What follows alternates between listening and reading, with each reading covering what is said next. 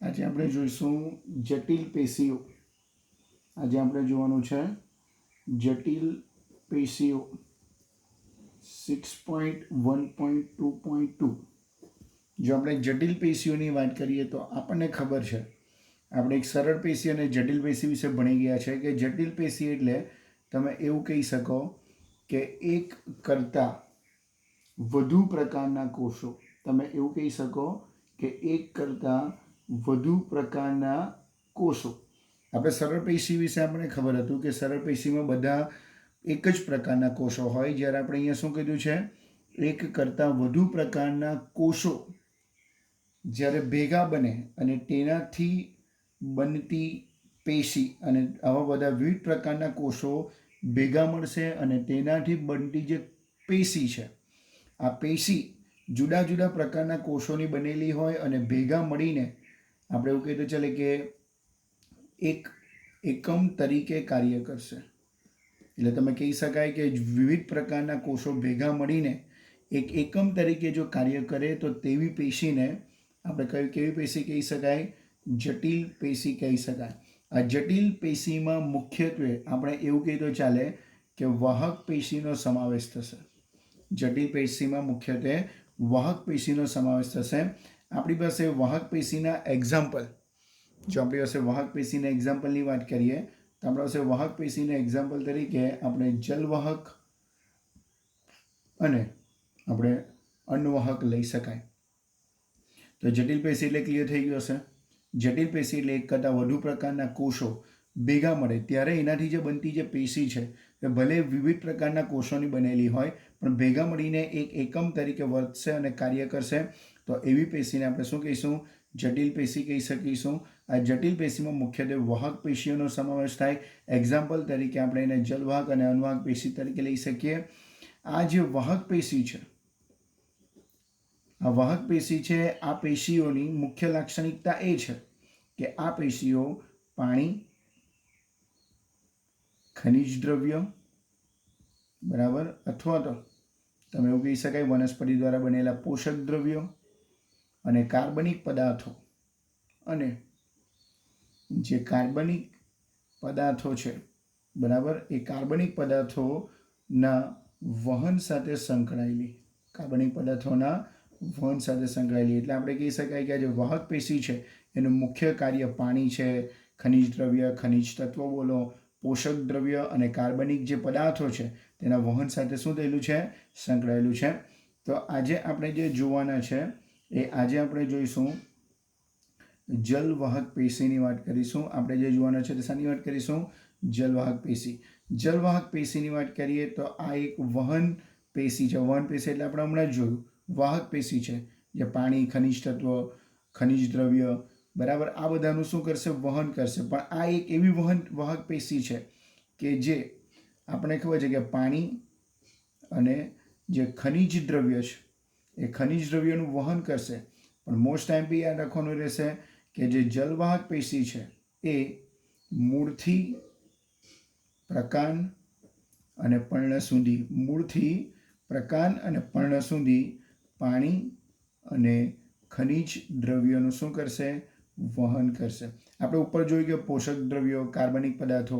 તો યાદ રાખજો કે આ પોષક દ્રવ્ય અને કાર્બનિક પદાર્થો વનસ્પતિ પ્રકાશ સંશ્લેષણની ક્રિયા દ્વારા બનાવશે કે જેનું વહન વનસ્પતિના જુદા જુદા ભાગમાં કોણ કરશે? અન્નવાહક કરશે. કોણ કરશે? અન્નવાહક. પણ યાદ રાખજો કે પાણી અને ખનિજ દ્રવ્ય જે છે તેનું વહન જલવાહક પેશી કરશે અને તે મૂળથી પ્રકાંડ અને પર્ણ સુધી તેનું શું કરશે? વહન કરશે. બીજું યાદ રાખવાનું રહેશે કે આ જે જલવાહક પેશી છે એ વનસ્પતિને શું કરશે?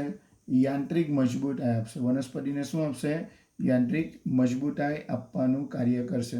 એટલે જો જલવાહક પેશીની વાત કરીએ તો જલવાહક પેશીના મુખ્ય બે કાર્ય છે કે જે પાણી અને ખનિજ દ્રવ્યનું મૂળથી પ્રકાંડ સુધી વહન કરવાનું, અને તે વનસ્પતિને યાંત્રિક શું આપશે? મજબૂતાઈ આપશે. હવે જો આપણે આ જલવાહક પેશીની રચનાકીય વાત કરીએ તો જલવાહક પેશીની જો રચનાકીય વાત કરીએ તો આ જે જલવાહક પેશી છે એ વનસ્પતિની અંદર કેટલા ઘટકો ધરાવે છે? 4 ઘટકોની બનેલી છે. એટલે કે જલવાહક પેશી 4 ઘટકો ધરાવશે. તેમાંનો જે પહેલો જે ઘટક છે કે જેને આપણે કહીશું જલવાહિનીકી, જેને આપણે શું કહીશું જલવાહિનીકી. આ જલવાહિનીકી પણ એ સેમ પાણી અને ખનિજ દ્રવ્યનું જ વહન કરશે, પરંતુ જુદી જુદી વનસ્પતિમાં જે ઘટકો છે એ જુદા જુદા નામથી ઓળખાતા હોય. આ જલવાહિનીકી જે છે એ કોની અંદર જોવા મળશે? આવૃત બીજધારી, સોરી અનાવૃત, કઈ બીજધારી? અનાવૃત બીજધારીની અંદર તમને જોવા મળશે. જ્યારે જલવાહિની જે છે તે તમને કોની અંદર જોવા મળશે? આવૃત બીજધારીની અંદર જોવા મળશે. એ સિવાય બાકીના બે, એક છે જલવાહક તંતુ અને જે બીજો જે ઘટક છે એ છે જલવાહક મૃદુતક. બીજો જે ઘટક છે તે કયો છે? જલવાહક મૃદુતક. એટલે તમે કહી શકો કે જે જલવાહક પેશી છે રચનાકીય રીતે 4 ઘટકો ધરાવે. તેમાંનો એક છે જલવાહિનીકી. પણ તમને કીધું તેમ કે જલવાહિનીકી અને જલવાહિની આ બંનેનું કાર્ય પાણી અને ખનિજ દ્રવ્યનું મૂળથી પ્રકાંડ અને પર્ણ સુધી વહન કરવાનું છે. પરંતુ એ અનાવૃત બીજધારીની અંદર એને આપણે જલવાહિનીકી તરીકે ઓળખીશું અને આવૃત બીજધારીની અંદર આપણે એને જલવાહિની તરીકે ઓળખીશું. હવે જો આપણે અનાવૃત બીજધારીની વાત કરીએ, હવે જો આપણે કોની વાત કરીશું? અનાવૃત બીજધારી. જો આપણે અનાવૃત બીજધારીની વાત કરીએ તો અનાવૃત બીજધારીમાં આપણે હમણાં જ કીધું કે જલવાહિની, જે જલવાહિની પેશી છે તેનો આપણને શું જોવા મળશે? અભાવ જોવા મળશે. જલવાહક પેશી તરીકે, એટલે કે અનાવૃત બીજધારીમાં જે જલવાહક પેશી છે, આપણે હમણાં જ કીધું જે જલવાહક પેશી છે એના જે 4 ઘટક હતા તેમાંની જલવાહિનીનો શું જોવા મળશે? જલવાહિનીનો અભાવ જોવા મળશે. એનો મતલબ આપણને ક્લિયર થઈ ગયો છે કે જલવાહિનીનો અભાવ હોય તો શું હશે? જલવાહિનીકી શું હશે? હાજર હશે. જલવાહિનીકી શું હશે? હાજર હશે. અને આ જલવાહિનીકી આપણે કીધું તે પ્રમાણે પાણી અને જે ખનિજ દ્રવ્ય છે તેનું શું કરશે? મુખ્ય વહન માટેનું, એટલે કે પાણી અને ખનિજ દ્રવ્યના વહન માટેનું શું છે? મુખ્ય ઘટક. તો હવે આપણે ક્લિયર થઈ ગયું હશે. આપણે કોની વાત કરીએ છીએ? આવૃત બીજધારી વનસ્પતિની. તો આવૃત બીજધારી વનસ્પતિની અંદર જે જલવાહક પેશી છે એ જલવાહક પેશીમાં જલવાહિનીનો શું છે? અભાવ છે. જલવાહિનીનો અભાવ હોય તો કોનો હાજર હશે? જલવાહિનીકી હાજર હશે. અને તેનું કાર્ય પણ એ જ છે, પાણી અને ખનિજ દ્રવ્યનું શું કરશે? મુખ્ય વહન કરતો શું છે? ઘટક છે. એટલે તમને જો એમસીક્યુ પૂછાય કે અનાવૃત બીજધારીમાં પાણી અને ખનિજ દ્રવ્યનું વહન કરતો મુખ્ય ઘટક તો કોણ હશે? જલવાહિનીકી. પણ એવું પૂછાય કે અનાવૃત બીજધારીમાં કોની ગેરહાજરી હશે? તો જલવાહિનીની શું હશે? ગેરહાજરી હશે. હવે જો આપણે આ જલવાહિનીકીની વાત કરીએ તો આ જે જલવાહિનીકી છે,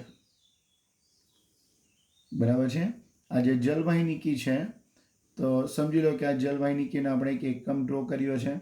તો તે સાંકડા છેડા ધરાવશે. શું ધરાવશે? તમે એવું કહી શકાય કે સાંકડા શું હાલે છે? એના બંને છેડા કેવા છે? સાંકડા છે. બીજું, તમને દેખાવમાં આ કોષ કેવો દેખાશે? લાંબો અને કેવો? નળાકાર કોષ. તો એક આ કેવો કોષ છે? લાંબો અને નળાકાર, અને તેના બંને છેડા કેવા છે? સાંકડા. બીજું યાદ રાખજો કે એની જે દિવાલ છે, આ કોષની જે દિવાલ છે, આ લાંબા નળાકાર જે કોષ છે એ કોષની જે દિવાલ છે એ દિવાલ પર લિગ્નિન જેવા દ્રવ્યનું શું થયેલું હોય? સ્થૂલન. યાદ રાખજો કે આપણે કીધેલું છે સ્થૂલન એટલે આપણે શું કીધેલું? જમાવટ. અને જેટલું સ્થૂલન અથવા તો જમાવટ થાય તો તેના પરિણામે, સ્થૂલન કે જમાવટ થવાને પરિણામે કોષો પર દબાણ આવશે. અને કોષો પર જો દબાણ આવે તો અંદર જે રહેલો કોષરસ અથવા તો તમે કહી લખો કે જીવરસ, એ જીવરસ નીકળી જશે. અને આપણે એવું બી કહી શકીએ કે આ કોષો હવે કેવા થઈ જાય? જીવરસ વિહીન. અને જો જીવરસ વિહીન હોય તો આ કોષ કેવા થઈ ગયેલા હશે? મૃત થઈ ગયેલા હશે. બરાબર છે? તો સમજ પડી ગઈ હશે કે અનાવૃત બીજધારીની અંદર જલવાહિનીકી હાજર હોય. આ જલવાહિનીકીના બંને જે છેડા છે એ કેવા હશે? સાંકડા. અને આ કોષ કેવો છે? લાંબો અને નળાકાર કોષો છે. આ કોષોની જે કોષ દિવાલ છે એ કોષ દિવાલ પર શું થયેલું હોય? લિગ્નિનનું સ્થૂલન થયેલું હોય, એટલે કે જમાવટ થયેલું હોય. એને પરિણામે કોષો પર દબાણ આવશે અને કોષોમાંથી જીવરસ નીકળી જાય. જીવરસ જો નીકળી જાય તો કોષ જીવરસ વિહીન થઈ જશે અને કોષ કેવો થઈ જશે? મૃત થઈ જશે. એ સિવાય તમે એ પણ યાદ રાખી શકો કે લિગ્નિન તો સ્થૂલન થયેલું જ હોય, પણ કોષની જે અંદરના જે સ્તરો છે, કોષની જે અંદરના જે સ્તરો છે તેના પર જુદા જુદા સ્વરૂપે પણ શું થયેલું હોય, સ્થૂલન થયેલું હોય.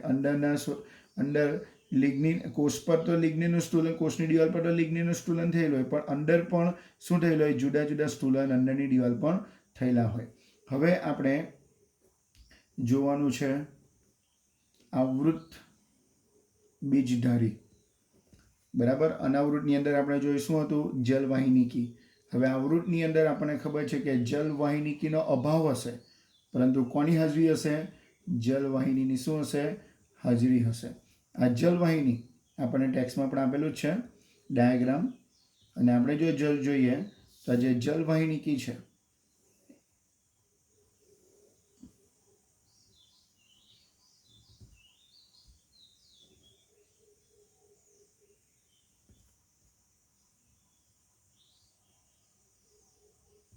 બરાબર.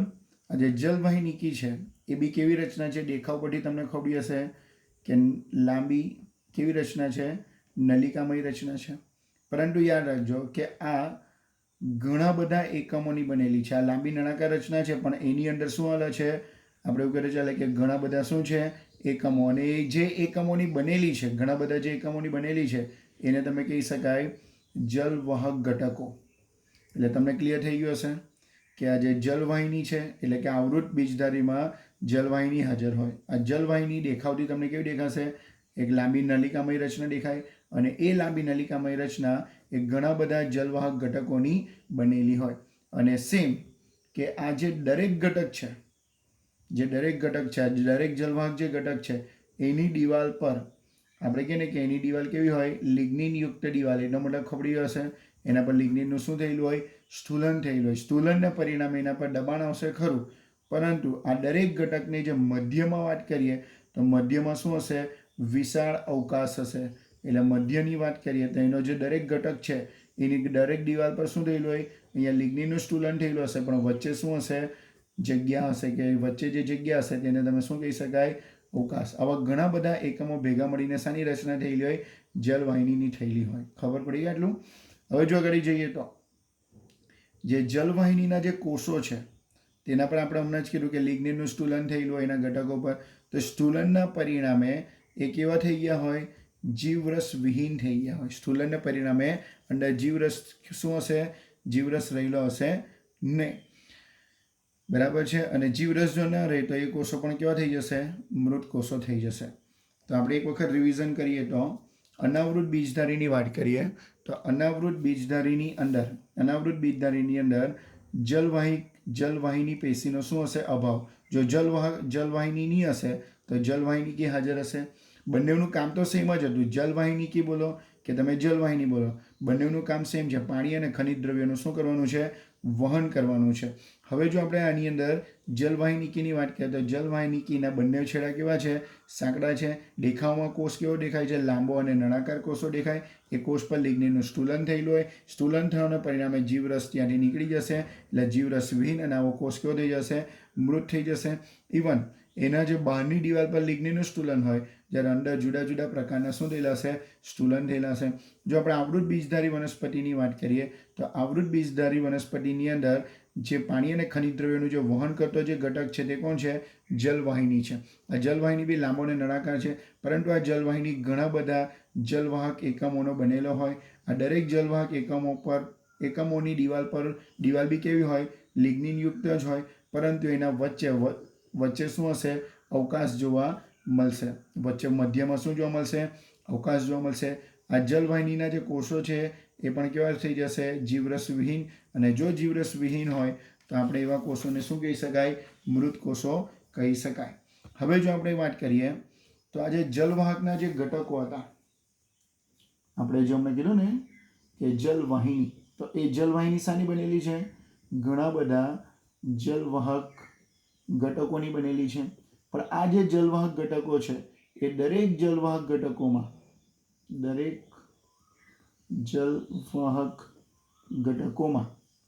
શું આવેલા હશે, દરેક જલવાહક ઘટકો પર શું આવેલા હોય, છિદ્રો આવેલા હોય.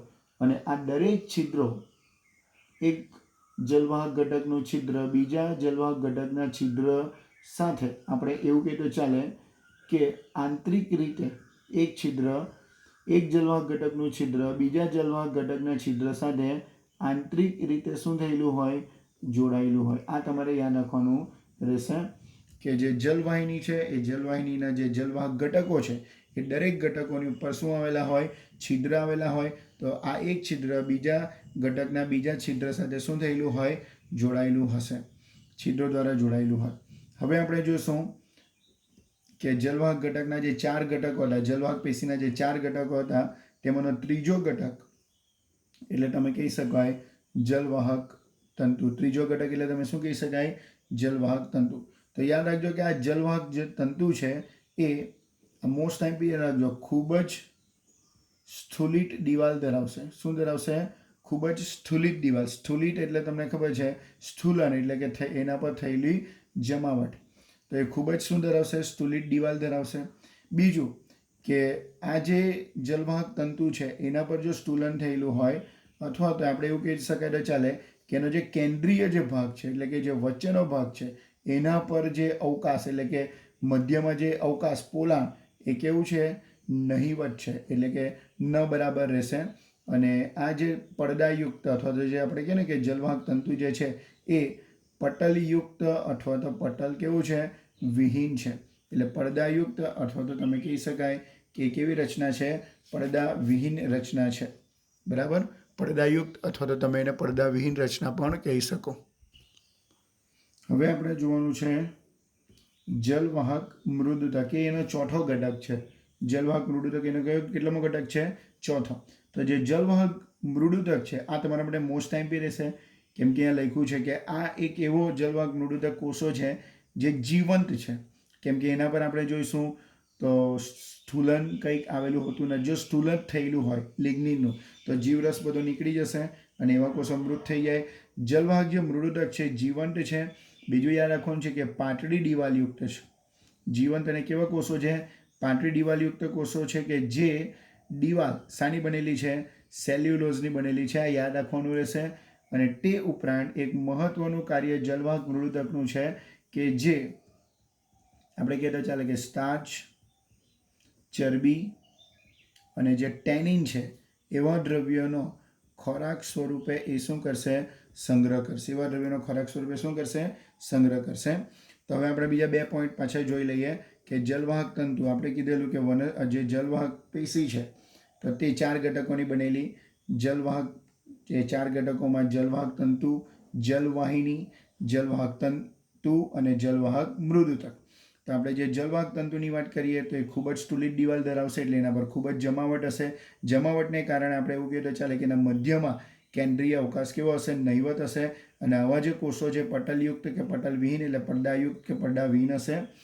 જલવાહક મૃદુતકની વાત કરીએ તો મોસ્ટ ટાઈમ પી છે કે આવા જે કોષો છે એ કેવા કોષો છે, જીવંત કોષો છે. પાતળી કોષ દિવાલ ધરાવે અને તે સેલ્યુલોઝની બનેલી હોય કે જેમાં સ્ટાર્ચ, ચરબી અને ટેનિન જેવા દ્રવ્યોનો ખોરાક સ્વરૂપે સંગ્રહ થયેલો હોય.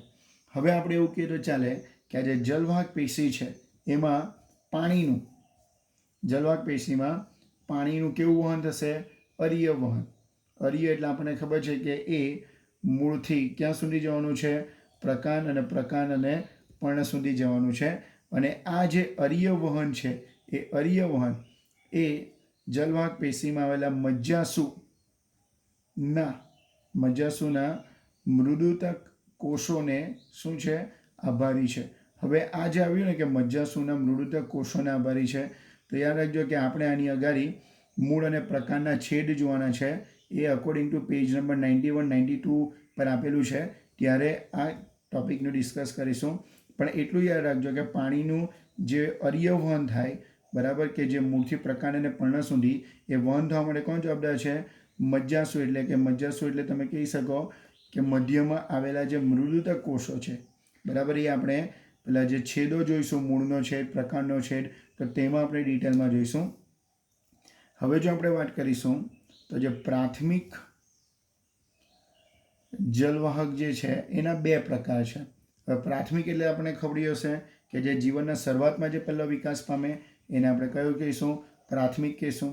આ પ્રાથમિક જલવાહક પેશીના 2 પ્રકાર છે. એકને તમે કહી શકાય આડી ડારું, ઇંગ્લિશમાં તમે એને કહી શકાય પ્રોટોઝાઇલમ, અને બીજું છે અનુડારું, એને કહેવાશે મેટાઝાઇલમ. યાદ રાખજો કે આ પણ તમને પેજ નંબર 91 પર એની ડાયાગ્રામ આપેલી છે છેદની અંદર. આડીડારું એટલે તમે કહી શકો આડી એટલે સૌથી પહેલાં, પ્રોટોનો મતલબ એ થશે પહેલાં, જૂના. તો યાદ રાખજો કે વનસ્પતિમાં સૌથી પહેલાં નિર્માણ પામતો ભાગ કે જે આપણે એવું કહીએ તો ચાલે કે પાણી અને ખનિજ દ્રવ્યોનું વહન કરતું હોય, તો સૌથી પહેલાં નિર્માણ પામતો જલવાહકનો ઘટક કે જેને શું કહેવાય, આડીડારું. અને અનુડારું એટલે કે આડીડારું ડેવલપ થઈ ગયા પછીથી નિર્માણ પામશે. આડીડારું ડેવલપ થઈ ગયા પછીથી જે નિર્માણ પામે જલવાહકનો ઘટક, આ બી જલવાહકનો ઘટક જ છે, પણ એક ઘટક પહેલાં ડેવલપ થાય તો એને આડીડારું, અને ત્યાર પછી આડીડારું પછી જે ડેવલપ થાય એને તમે શું કહી શકાય, અનુડારું. આપણે જો એના એક્ઝામ્પલ વિશે વાત કરીએ, સમજી લો કે આ પ્રકાંડ છે, બરાબર છે. એ પ્રકાંડમાં જો આડીડારું કેન્દ્ર એટલે મધ્ય તરફ હોય, આ આડીડારું છે, આ કયા ડારું છે, આ આડીડારું છે. અને આપણે એવું કહેતો ચાલે કે અનુડારું પરિઘ તરફ આવેલા છે, બરાબર છે. આ આડીડારું ક્યાં આવેલું છે, કેન્દ્ર તરફ, અને આ છે અનુડારું, અને ક્યાં આવેલું છે, પરિઘ તરફ આવેલું છે. પણ આડીડારું જો મધ્યમાં આવેલું હોય તો તેવી ગોઠવણીને તમે કહી શકાય અંતરારંભી. એવી ગોઠવણીને શું કહી શકાય, અંતરારંભી. અને આવી જે ગોઠવણી છે એ તમને ક્યાં જોવા મળશે, પ્રકાંડની અંદર જોવા મળશે. જ્યારે જો આપણે મૂળની વાત કરીએ તો મૂળની અંદર જે આડીડારું છે તે આપણને પરિઘમાં જોવા મળશે. આ શું છે, આડીડારું. અને આડીડારું આપણને ક્યાં જોવા મળશે, પરિઘમાં જોવા મળશે. જ્યારે કેન્દ્રમાં આપણને શું જોવા મળે, અનુડારું ક્યાં આપણને જોવા મળશે, કેન્દ્રમાં જોવા મળશે. અને આ જે આડીડારું જે પરિઘ તરફ ગોઠવાયેલા હોય તો એને શું કહેવાય, બહિરારંભી. અને જો આડીડારું કેન્દ્રમાં ગોઠવાયેલું હોય તો એને શું કહેવાય, અંતરારંભી. આવી જે બહિરારંભીવાળી જે પેટર્ન છે એ તમને કોની અંદર જોવા મળશે, મૂળમાં જોવા મળશે. એટલે તમે એવું કહી શકો જે જલવાહક, પ્રાથમિક જલવાહક જે છે એના બે પ્રકાર છે, આડીડારું અને અનુડારું. આડીડારું એટલે કે જે પહેલાં નિર્માણ પામશે જલવાહક ઘટક તરીકે, તો એને આડીડારું કહેવાશે. આડીડારુંને ડેવલપ થયા પછી જે જલવાહક ઘટક તરીકે ડેવલપ પામે એને અનુડારું કહેવાય. આડીડારું અને અનુડારુંની ગોઠવણીના અકોર્ડિંગ ટુ જો વાત કરીએ તો આડીડારું કેન્દ્રમાં હોય તો એને અંતરારંભી કહેવાય. આડીડારું જો પરિઘમાં ગોઠવાયેલા હોય તો એને બહિરારંભી કહેવાય. જો આડીડારું કેન્દ્રમાં ગોઠવાય તો એવી રચના તમને પ્રકાંડમાં જોવા મળશે, અને આડીડારું જો પરિઘમાં ગોઠવાય એવી રચના તમને મૂળમાં જોવા મળશે.